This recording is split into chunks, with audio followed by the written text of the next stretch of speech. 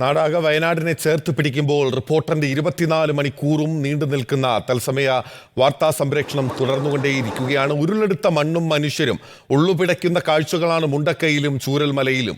ചിന്നിച്ചിതറിയ മനുഷ്യ ശരീരങ്ങൾ, പാറക്കല്ലുകളും ചെളിയും നിറഞ്ഞ വീടുകൾ, ഒരുപാട് ജീവനറ്റ ശരീരങ്ങൾ. 200-ലധികം പേർ കാണാമറയത്താണ്. ജീവന്റെ ഇത്തിരി വെട്ടം കാത്തിരിക്കുന്നത് നിരവധി ആളുകൾ. മരണം തോൽക്കും മരവിപ്പുമായി ഉറ്റവരെ തിരയുന്നവരാണവർ. പ്രിയപ്പെട്ടവരോട് വിയോഗത്തിൽ വിലപിക്കുന്നവരുമുണ്ട്. മണ്ണോട് മണ്ണായിപ്പോയ ഒരു നാട്, ദുരന്തഭൂമിയിൽ വീണ്ടെടുക്കാൻ ഇനിയും എത്ര ജീവിതങ്ങൾ. വയനാടിന്റെ കണ്ണീരൊപ്പാൻ ഒറ്റക്കെട്ടാണ് കേരളം. അതിജീവിക്കണം അതിവേഗം.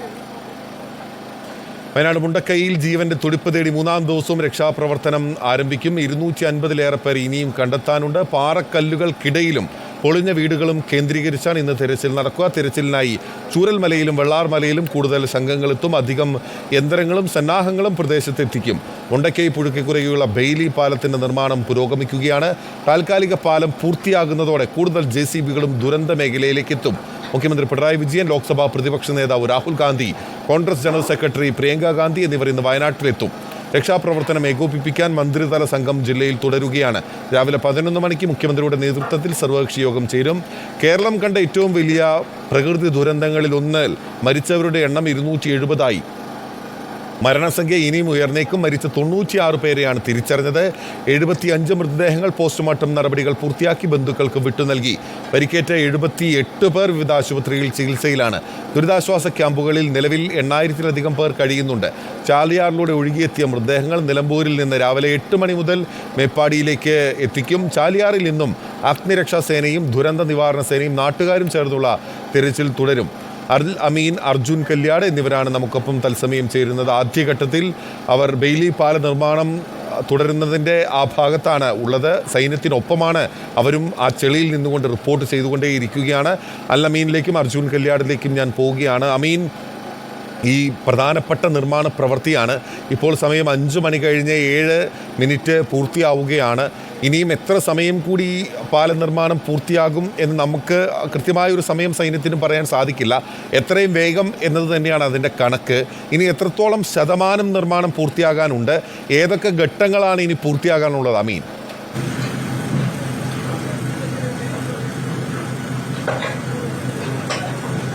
ൂരിലെ പാലം നിർമ്മാണത്തിന്റെ പ്രധാന കടമ്പ കടന്നിരിക്കുകയാണ്. അതിന്റെ സ്ട്രക്ചറും അതിന്റെ ഫ്രെയിമും ഒക്കെ ഇതിനോടകം തന്നെ ആയി കഴിഞ്ഞിട്ടുണ്ട്. ഇനി അതിൽ നടക്കേണ്ടത് പ്ലാറ്റ്ഫോം സെറ്റ് ചെയ്യുക എന്നുള്ളതാണ്. പക്ഷെ അതിനു മുൻപ് തീർക്കേണ്ട അവസാനഘട്ട, ഈ ആദ്യഘട്ട പ്രവർത്തനങ്ങളിലുള്ള അവസാനഘട്ട പ്രവർത്തനങ്ങൾ അതാണ് നടന്നുകൊണ്ടിരിക്കുന്നത്. അത് തിരക്കിട്ട് തന്നെ പൂർത്തിയാക്കുകയാണ്. ഒരിടവേള കുറച്ച് ലാഗ് അതിലുണ്ടായിരുന്നു. അത് ബോധപൂർവമായ ലാഗ് ആയിരുന്നില്ല, ഒരു ഇഴച്ചിലായിരുന്നില്ല. പ്രത്യേകിച്ച് ഈ രണ്ട് ഭാഗത്തുമുള്ള ഈ പാളികൾ, അത് 3 പാളികൾ തീർത്തുകൊണ്ട് കുറച്ച് കരുത്തുറ്റതാക്കാനുള്ള ഒരു ശ്രമം നടത്തിയിരുന്നു. അതിന്റെ ഭാഗമായി ഉണ്ടായ ഒരു കാലതാമസം നേരെ തോതിലുണ്ടായിരുന്നു. പിന്നീട് കൂടുതൽ പാളികൾ എത്തിച്ച് അത് ഇറക്കേണ്ട താമസം, അങ്ങനെ ഉണ്ടായ, അതായത് ജോലി തുടരുകയാണ്. പക്ഷേ നമുക്ക് പെട്ടെന്ന് കാണുമ്പോൾ നീങ്ങിപ്പോകുന്നില്ല എന്ന് തോന്നുമെങ്കിലും അതിന്റെ പ്രവർത്തനങ്ങൾ പുരോഗമിക്കുകയാണ്. ഒരു 9 മണിയോടുകൂടി പാലം ഒരു പക്ഷേ സജ്ജമാകുമെന്നുള്ളതാണ് എൻ്റെ ഒരു അനുമാനം. കാരണം കഴിഞ്ഞ കുറേ നേരമായിട്ട് ഇവർ ഈ കൂടുതൽ സമയവും ചിലവഴിക്കേണ്ടി വന്നത് ഈ കാണുന്ന സ്ട്രക്ചർ നിർമ്മിക്കുന്നതിനാണ്, അതിന്റെ ഫ്രെയിം കൊണ്ടുവരുന്നതിന് വേണ്ടിയാണ്. അത് ഓരോ ഘട്ടം കഴിയുമ്പോഴും, ഓരോ സ്ട്രക്ചറായി കഴിയുമ്പോഴും, അതിൽ ഓരോ പാളികൾ കൊണ്ട് ഫിക്സ് ചെയ്യുമ്പോഴും, അതിൽ ഉറപ്പിക്കുമ്പോഴും അതിന്റെ നെട്ടും ബോൾട്ടും അതിന്റെ ലോക്കിംഗ് സംവിധാനവും അത് കൃത്യമായ ട്രാക്കിലായിട്ടുണ്ടോ എന്നതടക്കമുള്ള കാര്യങ്ങൾ പരിശോധിച്ച് ഉറപ്പുവരുത്തിയിട്ടാണ് അടുത്ത നടപടികളിലേക്ക് കടക്കുന്നത്. ഇവിടെ നിന്ന് കാണുമ്പോൾ മനസ്സിലാക്കാനാകുന്നത്, നമുക്ക് തോന്നുന്നു, അതിന്റെ സാങ്കേതിക വശം നമുക്കറിയില്ല, ഇതിന്റെ നിർമ്മാണ രീതി സംബന്ധിച്ച ഒരു പരിജ്ഞാനവും നമുക്കില്ല. പക്ഷേ ഒരു സാധാരണഗതിയിലുള്ള ഒരു കാഴ്ചയിൽ തോന്നുന്നത് അതിന്റെ പ്രധാനപ്പെട്ട കടമ്പകളൊക്കെ കടന്നിട്ടുണ്ട് എന്നുള്ളതാണ്. അതിന്റെ സ്ട്രക്ചർ ആയിട്ടുണ്ട്. അതിനെ മുന്നിലേക്ക് തള്ളി മറുകരയിലേക്ക് എത്തിക്കുക എന്നുള്ളതാണ് പ്രധാനം. അങ്ങനെ ആയിക്കഴിഞ്ഞാൽ സ്വാഭാവികമായും അതിൽ പ്ലാറ്റ്ഫോം വിരിച്ചുകൊണ്ട് അത് ഉറപ്പിച്ചുകൊണ്ട് പിന്നീട് വാഹനങ്ങൾ കടന്നു പോകാൻ പറ്റുന്ന ഒരു സൗകര്യം ഉണ്ടാകും. ഏതായാലും ഒരു 10 മണിക്ക് മുമ്പ് തന്നെ, 9 മണി 10 മണിയോടുകൂടി തന്നെ അത് പൂർത്തിയാകുമെന്ന് പ്രതീക്ഷിക്കാം. ഒരു പക്ഷേ അങ്ങോട്ടും ഇങ്ങോട്ടൊക്കെ ഉണ്ടാകാം. ഞാൻ പറഞ്ഞത് നമ്മുടെ ഒരു അനുമാനമാണ്, നമ്മുടെ ഒരു അസംഷനാണ്. അതിന്റെ സാങ്കേതിക പരിജ്ഞാനം ഇല്ലാതെ ആ ഒരു പരിമിതിക്കുള്ളിൽ നിന്നുകൊണ്ട് പറയുന്നൊരു അഭിപ്രായം കൂടിയാണത്. ഏതായാലും വളരെ പെട്ടെന്ന് ആ നിർമ്മാണ പ്രവർത്തനം പൂർത്തീകരിക്കാനുള്ള ഒരു ശ്രമം തന്നെയാണ് കഴിഞ്ഞ രാത്രി മുഴുവനായി നടത്തിക്കൊണ്ടിരിക്കുന്നത്. മറ്റൊന്ന് ഇതുവരെയും മഴ പൂർണ്ണമായും മാറി നിൽക്കുന്ന സാഹചര്യമായിരുന്നു. ഇപ്പോൾ മഴത്തുള്ളികൾ വന്നു തുടങ്ങിയിട്ടുണ്ട്. ചെറിയ ചാറ്റൽ തുടങ്ങിയിട്ടുണ്ട്. അത് വലിയ രീതിയിലായിട്ടില്ല. പക്ഷേ നേരത്തെയും ഈ പാലത്തിന്റെ നിർമ്മാണ പ്രവർത്തനം പുരോഗമിക്കുന്നതിനിടെ പലപ്പോഴും നല്ല അന്തരീക്ഷമായിരുന്നു. മഴ പൂർണ്ണമായും മാറി നിന്നിരുന്നു. ഇതിനിടെ പലപ്പോഴും ചാറ്റലും മഴത്തുള്ളിയും ചാറ്റലും മഴയും ഒക്കെയായി വന്നു മാറുന്നൊരു സാഹചര്യമായിരുന്നു. ഇപ്പോൾ ഏറെ നേരം മഴ മാറി നിന്നതിന് ശേഷം ഇപ്പോൾ വീണ്ടും മഴത്തുള്ളികൾ ചെറിയ ചാറ്റൽ അത് തുടങ്ങിയിട്ടുണ്ട്. അത് ഇനി ഏത് രീതിയിലായിരിക്കും, അത് നേരത്തെ വന്നു പോയതുപോലെ ഒന്ന് മാറുമോ, ഇനി അതെല്ലാം കേന്ദ്ര കാലാവസ്ഥാ നിരീക്ഷണ കേന്ദ്രത്തിന്റെയൊക്കെ പ്രവചനം സാധൂകരിക്കും വിധം റെഡ് അലർട്ടാണ് മുന്നറിയിപ്പായിട്ട് നൽകിയിരിക്കുന്നത്. സ്വാഭാവികമായും ആ രീതിയിൽ അത് തീവ്ര മഴയിലേക്കോ ശക്തമായ മഴയിലേക്കോ ഒക്കെ മാറുമോ, വലിയൊരു മഴ ഇനി വരും മണിക്കൂറുകളിൽ ഉണ്ടാകുമോ എന്നുള്ളതൊക്കെ ഏറെ പ്രധാനമാണ്. ഇന്നലെയും രാവിലെയൊക്കെ മഴ മാറി നിന്നിട്ട് പിന്നീട് രക്ഷാപ്രവർത്തനം ആരംഭിച്ചപ്പോൾ മഴ കനക്കുകയും ശക്തമായ മഴ പെയ്യുകയും ഒക്കെ ചെയ്ത് നമ്മൾ കണ്ടതാണ്. ഇന്നും അത്തരമൊരു സാഹചര്യം പ്രതീക്ഷിക്കുന്നുണ്ട്. അങ്ങനെ വന്നു കഴിഞ്ഞാൽ സ്വാഭാവികമായും രക്ഷാപ്രവർത്തനങ്ങളെ അത് സാരമായി ബാധിക്കും എന്നുള്ള കാര്യത്തിൽ സംശയമില്ല. പ്രത്യേകിച്ച് ഈ നിലത്തുറച്ചു നിന്നിട്ട് വേണം ഈ മണ്ണിനടിയിൽ കിടക്കുന്ന ആളുകളെ പരതാനും. ഈ മൺകൂനയും അതുപോലെ തന്നെ പാറയും കല്ലുകളും മരവും വടവൃക്ഷങ്ങളും അതിന്റെ വേരുകളും ഒക്കെ മാറ്റി അതിൽ കുടുങ്ങിയ ആളുകളെ പുറത്തെത്തിക്കാനായിട്ട് ഓൾറെഡി അവിടെ മുഴുവനും ചെളിക്കുണ്ടാണ്. കാല് വെച്ചാൽ താഴേക്ക് താഴ്ന്നു പോകുന്ന ഒരു സാഹചര്യമാണ്. അവിടെ നല്ലൊരു മഴ കൂടി പെയ്ത് കഴിഞ്ഞാൽ കാല് വെക്കേണ്ട താമസം താഴേക്ക് പോകുന്ന ഒരു സാഹചര്യമായിരിക്കും. അതുകൊണ്ട് എത്രത്തോളം ആയിരിക്കും ഈ മഴയുടെ ഒരു സാഹചര്യം, കാലാവസ്ഥയുടെ ഒരു പ്രതിസന്ധി എന്നുള്ളതൊക്കെ ഏറെ പ്രധാനമാണ്, ഏറെ നിർണായകമാണ്. ഏതായിരുന്നാലും ചാറ്റൽ മഴ, ആ ചാറ്റലിന് തന്നെ അല്പം ചീറ്റലിന്റെ സ്വഭാവമുണ്ടോ എന്ന് സംശയിക്കും വിധത്തിലുള്ള ഒരു ഫീലാണ് തോന്നുന്നത്. നല്ല രീതിയിൽ മഴ ഇങ്ങനെ വരുന്നുണ്ട്. ഒരു പക്ഷേ അത് ശക്തമായേക്കാം, അത് വലിയ മഴയിലേക്കൊക്കെ പോയേക്കാം.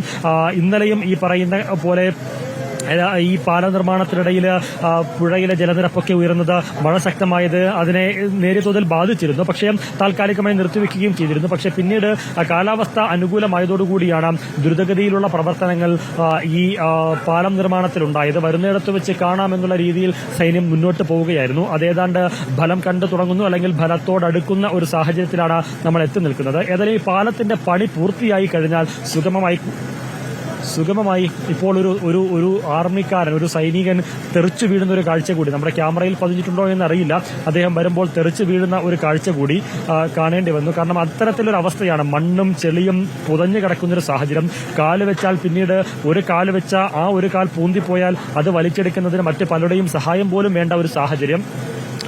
അത്തരത്തിലൊരു സ്ഥിതിവിശേഷമാണ് നമ്മൾ നിൽക്കുന്ന ചൂരൽമലയിലുള്ളത്. പക്ഷെ ഇതിനേക്കാൾ എത്രയോ ദുരിതമാണ്, എത്രയോ ദുരന്തമാണ്, എത്രയോ വലിയ പ്രതിസന്ധി നിറഞ്ഞ സാഹചര്യമാണ് മുന്നോട്ട് പോകുന്ന മറ്റിടങ്ങളിലൊക്കെ ഉള്ളത്. സ്വാഭാവികമായും അത്തരം ഇടങ്ങളിലൊക്കെ ഇന്ന് രക്ഷാപ്രവർത്തകരെത്തുമ്പോൾ മഴ കൂടി കനത്താൽ സാഹചര്യം മോശമായിരിക്കും. അതിനു മുൻപ് ഈ പാലം പണിഞ്ഞ് കൂടുതൽ ആംബുലൻസുകൾ, കൂടുതൽ ഹിറ്റാച്ചികൾ, ചെറിയ ഹിറ്റാച്ചികൾ, അതോടൊപ്പം തന്നെ JCBകളൊക്കെ അവിടേക്ക് എത്തിച്ച് ഈ വലിയ പാറക്കല്ലുകളും കോൺക്രീറ്റ് പാളികളും ഒക്കെ കിടക്കുന്ന ഇടങ്ങളിൽ ഈ JCBയുടെയും ഹിറ്റാച്ചിയുടെയും പല്ലുകൾ ഉപയോഗിച്ച് തന്നെ അത് മാറ്റുക, യന്ത്രങ്ങൾ ഉപയോഗിച്ച് തന്നെ അത് മാറ്റി ആളുകളുണ്ടെങ്കിൽ അവരെ പുറത്തെടുക്കുക. അത് മൃതശരീരമായിട്ടാണെങ്കിൽ അങ്ങനെ, മൃതപ്രായരായിട്ടാണെങ്കിൽ അങ്ങനെ, ഏതു വിധത്തിലായിരുന്നാലും നഷ്ടപ്പെട്ട ആളുകളെ അവിടെ നിന്ന് മോചിപ്പിക്കുക എന്നുള്ളത് തന്നെയാണ് ഏറെ പ്രധാനം. അതിൽ തന്നെ ആ മണ്ണിനടിയിൽ പെട്ടുപോയതിൽ ആർക്കെങ്കിലും അവർ ജീവന് വേണ്ടി പിടയുന്നുണ്ട് എങ്കിൽ, ജീവന്റെ നാളം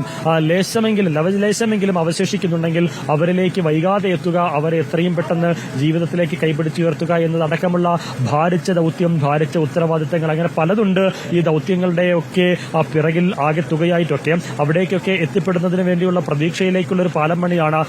ഒപ്പം രക്ഷാപ്രവർത്തകർക്ക് ആത്മവിശ്വാസത്തിലേക്കുള്ളൊരു പാലം പണി കൂടിയാണ്. അതോടൊപ്പം ഈ ആളുകളെയൊക്കെ തന്നെ ഇപ്പോൾ അവിടെ നിന്ന് കണ്ടെടുക്കുന്ന ആളുകളെയൊക്കെ ഇവിടെ കരയിലെത്തിച്ചതിന് ശേഷം വേണം അവരെയൊക്കെ ആശുപത്രികളിലേക്കൊക്കെ മാറ്റാൻ. ഈ പാലം യാഥാർത്ഥ്യമായി കഴിഞ്ഞാൽ, അത് പണി പൂർത്തിയായി കഴിഞ്ഞാൽ ഒരു പക്ഷേ ആംബുലൻസുകൾക്ക് തന്നെ കുറച്ചുകൂടി അടുക്കലേക്ക്, ദുരന്തബാധിത മേഖലയുടെ അടുക്കലേക്ക് കുറച്ചുകൂടി എത്താൻ പല പല ലക്ഷ്യങ്ങൾ മഴ പെയ്യുന്നത് നമുക്ക് ദൃശ്യങ്ങളിൽ കാണാനാകുന്നുണ്ട്. ആ കണക്കുകൂട്ടലുകൾ ഉണ്ട് ബിനിൽ, ഉണ്ട്. ഞാൻ അതാണ് പറഞ്ഞത്. ഒരു ചാറ്റലായി തുടങ്ങി അതൊരു ചീറ്റലായി മാറുമോ എന്നുള്ളൊരു സംശയമുണ്ട്. കാരണം മഴ നമുക്കിപ്പോൾ അറിയാൻ പറ്റുന്നുണ്ട്. ചെറിയ തുള്ളികൾ എടുക്കുന്നതല്ല, മഴത്തുള്ളികൾ എടുക്കുന്നതല്ല, ചാറ്റൽ മഴയായി തന്നെ വരുന്നുണ്ട്. അത് ശക്തി പ്രാപിക്കാനുള്ള സാധ്യത തള്ളിക്കളയാനുമാകില്ല. ഇന്നലെയൊക്കെ ഞാൻ പറഞ്ഞതുപോലെ ഇന്നലെയൊക്കെ രാവിലെ ഈ സമയത്ത് ചെറിയ ചാറ്റലായിരുന്നു. പിന്നീട് രാവിലെയും ഉച്ചയും ഒക്കെ ആയപ്പോൾ ആർത്തലച്ച് പെയ്യുന്നൊരു കാഴ്ച നമ്മൾ കണ്ടതാണ്. ഇന്നും അങ്ങനെ പെയ്യാനുള്ള സാധ്യതയുണ്ട് എന്നുള്ളതാണ് കാലാവസ്ഥാ നിരീക്ഷണ കേന്ദ്രത്തിന്റെ മുന്നറിയിപ്പ്. അതിലേക്കുള്ള ഒരു തുടക്കമാണോ, അങ്ങനെ വലിയൊരു മഴയ്ക്ക് വേണ്ടിയുള്ള വാതിൽ തുറന്ന് ഈ പാലത്തിലേക്ക് പെയ്തിറങ്ങാനുള്ള ഒരു തയ്യാറെടുപ്പാണോ നടക്കുന്നത് എന്നതൊന്നും അറിയില്ല. ഏതായിരുന്നാലും അത്തരത്തിലുള്ള ഒരു ദുഷ്കരമായ സാഹചര്യങ്ങളെ കൂടി മറികടന്ന് വേണം, അതിജയിച്ച് വേണം മുന്നോട്ട് പോകാൻ. ഇത് മാത്രമല്ല, മഴ ശക്തമായി കഴിഞ്ഞാൽ ഇനിയും ഉരുൾപൊട്ടൽ സാധ്യതയുണ്ട് എന്നുള്ള മുന്നറിയിപ്പൊക്കെ നൽകിയിട്ടുണ്ട്. അത് നിലവിൽ ഉരുൾപൊട്ടിയ പ്രദേശങ്ങളിൽ മാത്രമല്ല, വയനാട് ജില്ലയുടെ വിവിധ മേഖലകളിൽ അത്തരത്തിൽ മലയോര മേഖലകൾ, ഉരുൾപൊട്ടാൻ സാധ്യതയുള്ള പ്രദേശങ്ങൾ, നേരത്തെ ഉരുൾപൊട്ടിയ ഇടങ്ങൾ, അത്തരത്തിൽ അപകട ഭീഷണിയുള്ള മുന്നറിയിപ്പുള്ള പ്രദേശങ്ങളിൽ നിന്നൊക്കെ ആളുകളെ ഇതിനോടകം മാറ്റി പാർപ്പിച്ചിട്ടുണ്ട്. ജാഗ്രതാ നിർദ്ദേശം നൽകിയിട്ടുണ്ട്. അവിടെയൊക്കെ പ്രത്യേക ശ്രദ്ധാ കേന്ദ്രങ്ങളായി തന്നെ അധികൃതർ ജാഗ്രത പുലർത്തുന്നുണ്ട്. പക്ഷേ എത്ര ജാഗ്രത പുലർത്തിയാലും ഈ പറഞ്ഞതുപോലെ വിധിയുടെ വിളയാട്ടം വന്നു ചാടിയാൽ ആർക്കും പിടിച്ചു നിർത്താനാകില്ല.